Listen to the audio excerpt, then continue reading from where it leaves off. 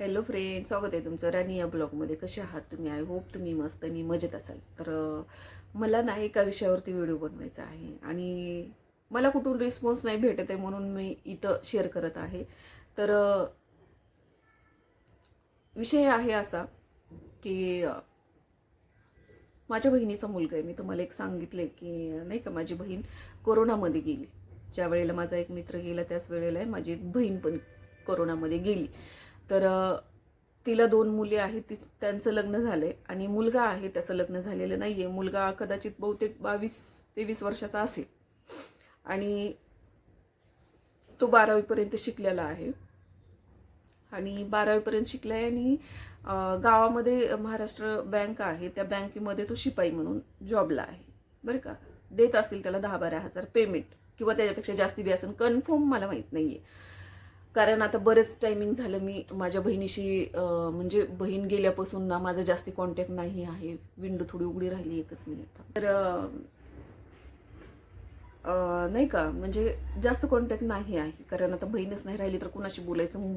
मुलींशी बोलते मी, तर तिचाच मला 2-3 दिवसापूर्वी फोन आला होता आणि तिचं असं म्हणणं होतं की मग मुलगी बघ, बरं का, मुलगी बघ.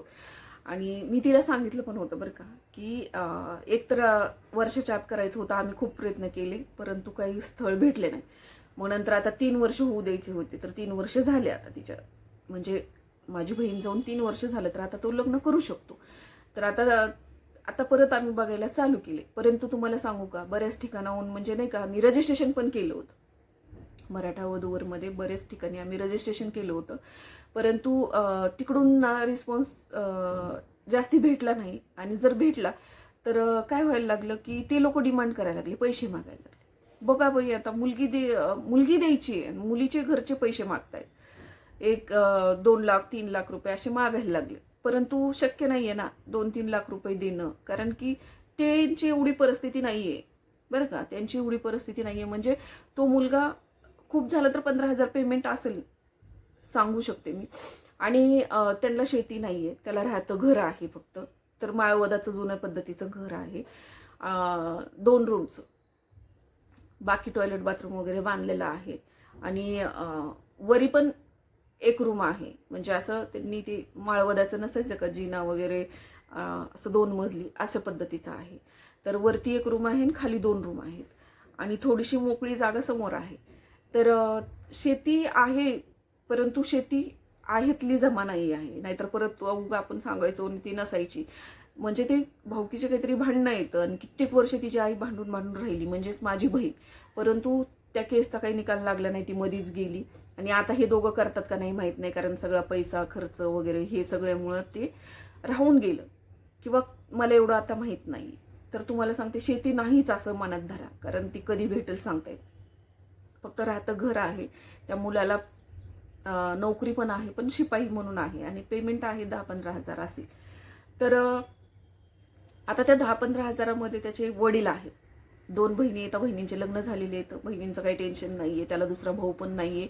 आणि हे वडील जे आहेत ते वय झाले त्यांचं काही बिचाऱ्यांचं वय झाले. तर हे दोघंच राहतात आणि ते हातानं बनवून खातात. आता जशी माझी बहीण गेलेली आहे तसं ते 3-4 वर्षापासून हातानं बनवून खातात.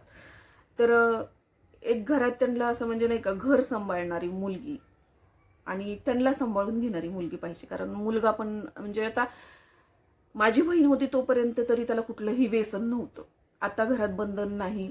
आई असलेलं वेगळंच राहतं, तुम्हाला पण माहिती आहे, बरोबर की नाही. आई खूप बारकाईने लक्ष देत असते, वडील एवढं लक्ष देत नाहीये. परंतु त्याला कुठलंही व्यसन, मी तरी सांगते, तो व्यसन करणारा मुलगा नाही आहे. एकदम सिंपल मुलगा आहे आणि त्याला कुठलं व्यसन नव्हतं. आता इथून पुढचं मला माहिती नाही. आणि घर चालवून, घर सांभाळून, त्यांना करून खायला प्यायला घालणारी मुलगी पाहिजे. गरीब घरातली मुलगी पाहिजे आणि मराठा समाजाचीच मुलगी पाहिजे. आणि नातेवाईकांचं बोलाल तुम्ही तर ते पण सांगते तुम्हाला. नातेवाईकांमध्ये पण बरेच जणांकडे हे केलं, पण ह्यांची परिस्थिती नाजूक असल्यामुळे नातेवाईक द्यायला तयार होईनात. कोण आपली मुलगी म्हणजे काहीच नसणाऱ्याला देईल, बरोबर की नाही. फक्त करून खाणारे आहेत आणि राहायला घर आहे. आणि तर त्यामुळे ते लोक पैसे मागत होते. नातेवाईकातले सुद्धा असताना 2 लाख 3 लाख रुपये मागायला लागले मुलीचे घरचे. त्यामुळे ती काही देऊ शकत नाहीयेत म्हणून नातेवाईकांमधलं सोडून विषय दिला आणि बाहेर बघायला चालू केले. आणि ती मुलगी आता माझ्या तरी कुठं म्हणजे नाही का असं मी कसं कुणाला विचारणार, म्हणून मी इथं विषय मांडत आहे. जर एखाद्याची असल आणि त्यांची परिस्थिती नसल, गरीब घरातली असल, चांगली असल, काम करणारी, घर सांभाळणारी आणि त्या दोघांना सांभाळून घेणारी तर मुलगी असेल तर मला नक्कीच सांगा कुणी ना कुणी प्लीज. परंतु खोटं आणि उगीच काहीतरी हे करू नका. जे खरं असेल तरच सांगा, उगीच टाइमपास करू नका हे पण सांगते. कारण ना खूप आता म्हणजे भीती वाटायला लागली अशा सगळ्यात पडायची. परंतु तुम्हाला खरं सांगू का की बघणारं कुणी नाही आहे. आणि भाऊ सुद्धा लक्ष देण्यात गेलाय.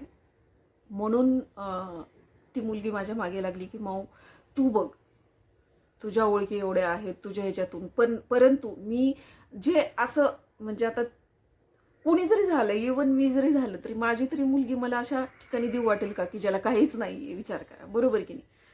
तर एक मला थोडंसं ती भीती वाटते. आणि स्वतःचं माझं असं आयुष्यात माझ्यासोबत असं घडलंय त्यामुळे ना मला तुम्हाला खरं सांगू का की मला हे शुभ कार्य कुणाचं करायचं आणि त्याच्यात पडायचं म्हटलं ना की नको वाटतंय. का माहितीये का, चांगलं झालं तर लोक नशिबानं झालं म्हणतात आणि वाईट झालं तर लोक दुसऱ्याला दोष देतात, बरोबर की नाही. तर त्यामुळं थोडंसं विचार करावा असा वाटतो. परंतु चुकून कुणाचं तरी वाटोळं होणं आणि आपल्याला माहिती असताना जाणून बुजून कुणाचं तरी वाटोळं करणं, कारण आता ह्याच्यावर मला माहिती आहे कोण कोण शेण खाणार आहे इथं मला कमेंट्स करणार आहे. मी फक्त त्याच लोकांसाठी बोलते बरं का, की आता स्वतःला बघायचं वेळ आल्यावर कशी म्हणायला लागली की झालं तर नशिबानी. परंतु माझं नशिबानी नाही झालं. तुम्हाला सगळ्या गोष्टी माहिती होत्या, तुम्हाला त्या व्यक्तीबद्दल सगळं माहिती होतं. मी स्वतः सुद्धा तुम्हाला सगळं सांगितलं होतं. मी नकार देत होते त्या लग्नाला, तरी सुद्धा तुम्ही केले. तुम्हाला सगळ्या गोष्टी माहिती असताना सुद्धा तुम्ही केले. त्यामुळं ही गोष्ट तुम्हाला लागू होत नाहीये. केलं झालं तर नशिबानी आणि केलं तर दुसऱ्यानी, ही गोष्ट तुम्हाला लागू होत नाही. कारण तुम्ही जाणून बुजून एखाद्याचं वाटोळं केलंय. आणि ती जर मी सांगायची वेळ आणली ना तर ह्या इथल्या लोकांना सुद्धा सगळ्यांना कळेल की खरंच हिच्यासोबत जाणून बुजून ह्या लोकांनी केले सगळं माहिती असताना. आणि अशा ठिकाणी का बरं. तर मी शांत आहे, मला शांत राहू द्या, माझं तोंड बंद राहू द्या. म्हणून इथं कमेंट्स करू नका. तुम्हाला पहिलंच अलर्ट करते नाही तर तुमची कमेंट्स आणि मग मी माझं तोंड उघडणार की तुम्ही कशा पद्धतीनं जाणून बुजून काय केली, बरोबर की नाही. तर चला, ही अशा फालतू लोकांचं नाही विषय घ्यायचा आहे मला. तर त्यामुळं थोडंसं मला भीती वाटते की कारण तो मुलगा खूप गरीब आहे. माझ्या बहिणीचा मुलगा स्वभावाने खूप गरीब आहे. असे बी गरीब आहेत पण स्वभावानं सुद्धा खूप गरीब आहे. इतर मुलांसारखा असा चंट, फालतू धंदे, उडाणटप्पू वगैरे वगैरे असं नाही आहे. तो मुलगा एकदम घरगुती पद्धतीसारखा आहे. म्हणजे नाही का, कामाशी काम, काम झाले की घर, घर झाले की काम, अशा पद्धतीतला आहे. बसला तर एखाद्या वेळेला कुणापाशी बसल, गप्पा मारेल, एवढाच विषय आहे. तो मुलगा असा फालतू फिरणारा वगैरे असल्या ह्याच्यातला नाही आहे. तर प्लीज खरोखर सांगते मी, हा व्हिडिओ मी स्पेशल फक्त एवढ्यासाठीच बनवलेला आहे की खरोखर कुणाकडे जर कुणाच्या माहितीतली जर एखादी छान मुलगी असेल तर एखाद्याचं चांगलं होईल. आणि त्या लोकांना ना खायचे पेचे वांदे झालेले, म्हणजे त्यांना हातानं बनवून खावं लागते मागील 3-4 वर्षापासून. माझी बहीण करोनामध्ये गेली त्यावेळेपासून ते लोक स्वतः बनवून खात आहेत. घरात कुणी नाही आहे करण्यासारखं. दोघी मुलींचे लग्न तिनं असतानाच झालेले आहेत. त्याच्यामुळे तेव्हापासून म्हणजे सगळे बाई माणूस घरात असणं आणि नुसतं पुरुषांचं घर असणं याच्यात फरकच राहतो, तुम्हाला पण माहिती, बरोबर की नाही. तर खूप छान होती ती माझी बहीण, खूप छान समजून घेतलं तिनं मला, खूप ही सपोर्ट केला. आणि ती एक अशी व्यक्ती होती की मी किती तिला बोलले तर राग धरायचे नाही, कारण तिला माहिती होतं की ही फक्त तोंडानेच कोडो आहे. जवळ गेले की आपल्याला काही तीट करणार नाही, रागवणार नाही. म्हणून ना ती माझं तिचं किती जरी काही जरी झालं, एकतर व्हायचंच नाही, खोटं नाही बोलू, कारण माझं त्या माझ्या बहिणीचं कधीच व्हायचंच नाही. आणि जरी झालं ना, एखाद्या वेळेला जरी झालं ना तरी सुद्धा ती यायची, म्हणायची नाही, कधी पण माझ्याकडे पहिली यायची. आणि म्हणून मी तिच्यासाठी नाही का, म्हणजे खूप छान वाटायचं ती आली की मला असं वाटायचं माझं अक्क माहेर आलं, बरं का. का माहिती आहे का की कुणीच नसायचं. माझे मुलं सुद्धा तिला कितीतरी जीव लावायचे. जाऊ नको म्हणून रडायची ती चालली की. तर मला तुम्हाला सांगायचं आहे, प्लीज कुणाकडे जर मुलगी असेल मराठा समाजाची, गरीब घरातली, 18 वर्षाच्या पुढची, तर नक्कीच मला सांगा तुम्ही असेल तर. तसं तर आम्ही दुसरीकडेही बघतोय आणि रजिस्ट्रेशन वगैरे हे सगळं मी केलेलं आहे, परंतु तुम्हाला माहिती आहे तिथं रिस्पॉन्स भेटत नाही. आता मला तुम्हाला एक गोष्ट शेअर करायची त्याच्यावरून, बरं का. कशावरून की असे जे असतात ना फसवणारे, लाईटी लावते थोड्याशा अंधार पडायला. तर मी तुम्हाला सांगते की एका ठिकाणी मी माझ्या मुलीचं पण, जेव्हा तिचं म्हणजे नाही का रजिस्ट्रेशन केलं होतं मी एका ठिकाणी, आणि तिथून मला म्हणजे रिस्पॉन्स यायचे तर लांबच राहिलं. परंतु तुम्हाला एक विषय सांगते की रजिस्ट्रेशन केलं मी. मग नंतर रजिस्ट्रेशन केल्याच्या नंतर तुम्हाला सांगते, त्या ज्या ठिकाणी आम्ही रजिस्ट्रेशन केलं त्या माणसाची सवय कशी, विचार करा. मला थोडं आश्चर्य पण वाटलं आणि नंतर मला ती सगळी हिस्ट्री समजली. म्हणजे कसं की तो व्यक्ती काय करायचा माहिती आहे का, की मुलींचे, गरीब घरातल्या किंवा अशा मुली ज्या असतात त्या मुलींचे लग्न जमवायचे आणि मग त्या मुलींना पद्धत शिकवायची, देवधर्म कसे करायचे शिकवायचे, किंवा तिला कामधंदा शिकवायचा, स्वयंपाक शिकवायचा म्हणून तिला आपल्या घरी आणायचं.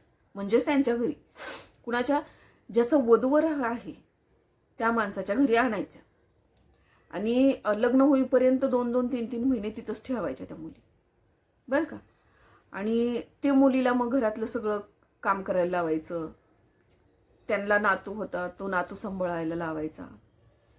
किराणा दुकान होतं, त्या किराणा दुकानात पण मदत करू लागायला लावायची. घरातली सगळी कामं करायला लावायची. असं त्या पोरींनीला ती करायची. शिकवायच्या नावाखाली ते घरात त्या मुलीला 3-3, 4-4 महिने आणून राबवून घ्यायचे, बरं का. आणि हे खरोखर आहे. मग मी जेव्हा हे केलं होतं तेव्हा मग त्यांनी माझ्या बहिणीसारखी वगैरे मला असं म्हणून त्यांनी हे केलं. मग माझ्या मुलीला पण त्यांनी तसं करण्याचा प्रयत्न केला. काय की मला म्हणायचे, तिला शिकवण्यासाठी थोडंसं तिला माझ्याकडे पाठवून द्या, मी तिला ही शिकवतो, ती शिकवतो असं म्हणायचं. आणि मग मी थोडासा विचार केला त्या गोष्टीवरती आणि म्हटलं ठीक आहे, बघू म्हटलं, सांगते म्हटले. आणि मग त्यांनी तेवढ्यात एका मुलीचं त्यांच्याकडून लग्न जमलं होतं आणि तिचं लग्न होतं. तर ही म्हणे की मी तिला घेऊन जातो लग्नाला, माझ्या मुलीला लग्नाला घेऊन जातो म्हणून त्यांनी लग्नाला घेऊन गेली. मग आता त्यांनी एवढं भाऊ म्हणलंय मला, बहीण म्हणलंय मला, म्हटल्यानंतर मग मी थोडंसं ही करणारच ना. एवढा हक्कानी ती माझ्याकडे घरी आले, दोघं नवरा बायको वगैरे. मग ही करायला लागली म्हणून मी म्हटलं ठीक आहे बाई, आपण लगेच एखाद्याला नाही म्हणणं ठीक नाही वाटत, म्हणून मग मी पाठवलं मुलीला लग्नासाठी. पंढरपूरला नाही, आळंदीला लग्न होतं आणि लग्नाला ते घेऊन गेले तिला. आणि घेऊन गेले, ज्या मुलीचं लग्न होतं त्या मुलीच्या नंतर एक मुलगी त्यांनी घरात आणून ठेवलेली होती, दुसरी लगेच. तर ती मुलगी पण तिथं होती. तर ती माझ्या मुलीबरोबर बोलता बोलता त्या मुलीनं सांगितलं की मला लय काम लावतात, मला लय असं करायला लावतात, मला लय तसं करायला लावतात, मला लय ही झालंय, माझ्या आईला घेऊन जा म्हणलं घरी तर माझी आई घेऊन जाईन, असं त्या मुलीनं माझ्या मुलीला सांगितलं. मग लग्न वगैरे झाल्याच्या नंतर ती परत त्यांनी संध्याकाळी आम्ही तिला घ्यायला गेलो, बरं का, त्यांच्या घरी. माझ्या मुलीला मी घ्यायला गेली. मग घेऊन आल्याच्या नंतर तिनं कसं झालं लग्न वगैरे विचारल्याच्या नंतर ती सांगायला लागली, छान झालं, असं झालं, तसं झालं. आणि मग हे सगळं पुढं होऊन करतात बरं का. बस्ता बांधणं, मंगल कार्यालय ठरवणं, त्या मुलीला काय द्यायचं घ्यायचं ठरवणं, तिच्या घरचे जरी असले तरी हे सगळं मध्यस्थी करतात, सगळं करू लागतात. पार ती लग्न लावून वाट लावेपर्यंत सगळं ही करतात. मान्य आहे, चांगलं करतात. परंतु तुम्ही एखाद्या मुलींना घरी आणून ठेवता आणि त्या मुलींना नोकरासारखी वागणूक देता, ही कितपत योग्य आहे. त्या मुलीने तसं सांगितलेलं, माझ्या मुलीने सांगितल्याच्या नंतर मग ह्यांनी मला सारखं फोन करायचे आणि मला म्हणायचे, ताई पाठवा की तिला, ताई पाठवा की दीदीला, मी तिला थोडंसं हे शिकवतो, ती शिकवतो, थोडे घरातली कामं. मी म्हटलं दादा, मी आई आहे तिची म्हटलं, आणि मी माझ्याकडे सगळं शिकवलंय. माझ्या मुलीला तुम्ही म्हटलं एक दिवस ज्या दिवशी यायचा त्या दिवशी सांगा म्हटलं, वहिनी आणि तुम्ही येणार आहेत त्या दिवशी म्हटले मी माझ्या मुलीला, तुम्ही माझ्याशी गप्पा मारत बसा आणि वहिनी तिथं थांबतील म्हटलं किचनमध्ये, आणि माझी मुलगी सगळा स्वयंपाक करून तुम्हाला खायला घालेल म्हटलं. काय सांगल ती म्हटलं, बरं का, पूर्णाचा सुद्धा. माझ्या मुलीला मी एवढं तयार केलंय, देवधर्म करती, सगळे रूल्स माहिती आहेत म्हटलं, सगळा स्वयंपाक येतो, घर चालवती, घर सांभाळती म्हटलं मी घरी नसल्यानंतर. आणखीन तुम्ही काय वेगळं शिकवणार आहात तुमच्याकडे नेऊन म्हटलं. मी माझ्या मुलीला असं मी म्हटल्याच्या नंतर ते म्हणे ताई तुमचं जाऊ द्या, मग तुमचा विश्वासच नाही आमच्यावर, असं तसं, एक मामा आहे किंवा मी असं तसं. म्हटलं हो मी कुठं नाही म्हणते म्हटलं, मी पण तुम्हाला भाऊच मानलंय म्हटलं, परंतु मी माझ्या भावाकडे सुद्धा कधी पाठवली नाही म्हटलं माझ्या मुलीला, आणि मी माझ्या मुलीला सोडून नाही राहू शकत म्हटलं, नाही पाठवू शकत दादा म्हटलं, तुम्हाला जे काही शिकवायचंय एक दिवस तुम्ही माझ्या घरी या आणि तिला शिकवा म्हटलं. देवाधर्माचं जर तुम्हाला वाटते की काही कमी असेल तर तुम्ही शिकवा म्हटलं, परंतु मी माझी मुलगी तुमच्याकडे ठेवणार नाही म्हटलं. 8 दिवस 4 दिवस अजिबात नाही. मग त्यावेळेला त्यांना म्हणजे समजलं की नाही ही लेडीज आपल्या झाशात येणारी नाहीये. मग त्यांनी तो विषय सोडून दिला. परत माझ्या मुलीला कधीही म्हटले नाहीत ती की पाठवा ताई मग. आणि नंतर मग मला पण थोडंसं ठीक नाही वाटलं, मी त्यांच्याशी कमी कमी कमी कमी करत बोलणं आणलं, आणि आत्ता पूर्णपणे मी त्यांच्याशी बोलत नाही आहे. का, काही गोष्टी मला खटकल्या, आणि एखाद्या व्यक्तीचं मला जर नियत किंवा एखाद्या व्यक्तीचा मला स्वभाव नाही आवडला, आणि एखाद्या व्यक्तीचा मला हेतू नाही आवडला, की मी त्या व्यक्तीशी बोलत नाही आणि संबंधही ठेवत नाही. माझं काही चुकलं का तुम्ही सांगा. म्हणून थोडंसं आम्हाला भीती वाटते की यार नको ह्या गोष्टी, म्हणजे नाही का, ते वधूवर वगैरे सगळेच सारखे नसतात, मी असं म्हणणार नाही आहे, परंतु इथं असं होतं. आणि मी स्वतःच्या डोळ्यांनी 2 मुली बघितल्या होत्या त्यांच्या घरामध्ये ठेवलेल्या, आणि एका मुलीने तर आमच्याकडे तक्रार केली, आणि एक मुलगी तर लग्न होणार होतं आणि त्यांनी मला दाखवली होती त्यांच्या घरी गेल्याच्या नंतर. त्यांनी एवढं पण आहे, त्यांच्या घरी बोलवतात, त्यांच्या घरी घर दाखवतात, सगळ्यांना भेटवतात की बाबा आम्ही असे फ्रॉड नाहीत. हो, मी फ्रॉड म्हणतच नाहीये तुम्हाला, परंतु तुम्ही घरी मुली आणून ठेवता, त्या मुलींना नोकरासारखं काम करायला लावता, हे कितपत योग्य आहे. आपल्या घरातल्या सुद्धा मुली आपलं काम ऐकतात का? बऱ्याच नाही कामं करत, ठराविक कामं करतात मुली, बरोबर की नाही. आणि एखाद्याच्या मुलीला आपण सांभाळतोय किंवा संस्कार देण्याच्या नावाखाली, कामं शिकवण्याच्या नावाखाली घरात आणून ठेवायचं आणि मोलकरणीसारखं राब राब राबवून घ्यायचं, ती पण तब्बल 6-6 महिने. लग्न जमल्यापासून ते लग्नाला, ती मुलगी सुद्धा लग्नाला लावायची तर ह्यांच्या घरातूनच. कितपत योग्य आहे तुम्ही सांगा. हे मला कुठंतरी चुकीचं वाटलं, म्हणून मी हे म्हणजे ह्या ठिकाणी माझ्या बहिणीच्या मुलीला मी सजेस्ट नाही केले की बाई तू तिथं रजिस्ट्रेशन कर म्हणून, बरोबर की नाही, कारण मीच रजिस्ट्रेशन करून फसले होते. परंतु हे बघा, माणसाला कसं, मला खूप झालं तर तुम्हाला सांगते 15 दिवसात ते महिन्यामध्येच अनुभव आला त्या लोकांचा, आणि मी कट मारला. संपर्कात आल्याशिवाय माणसं कळत नसतात. आपण कुणाच्या संपर्कात न येता कुणाला आपण असाच आहे असं म्हणू शकत नाही, बरोबर की नाही. संपर्कात आल्याच्या नंतर आपोआप माणसं समजतात. तर तसंच झालं होतं. ह्या लोकांच्या संपर्कात आल्यानंतर मला समजलं, मी नंतर विषय सोडून दिला, आणि नंतरचं जी मी काही स्थळं बघत होते ना, ते सगळे तुम्हाला सांगते स्थळं मला जवळच्या ओळखीच्या संबंधातूनच आले होते. परंतु ती नशीब असं की जे काही व्हायचं होतं ते होणारच होतं, त्यामुळे त्या सगळ्या गोष्टी घडत नव्हत्या आणि झाल्या नाहीत. असो, जे व्हायचं ते हो, बरोबर की नाही. कारण बघेपर्यंत आपल्याला जसं पाहिजे असं बघेपर्यंत असे 4-5 वर्ष निघून जातात. लकीली एखाद्या वेळेला असं होतं की आपल्याला पाहिजे तसं स्थळ पहिल्याच टायमिंगला भेटतं, नाहीतर खूप बघावं लागतात काही वेळेला.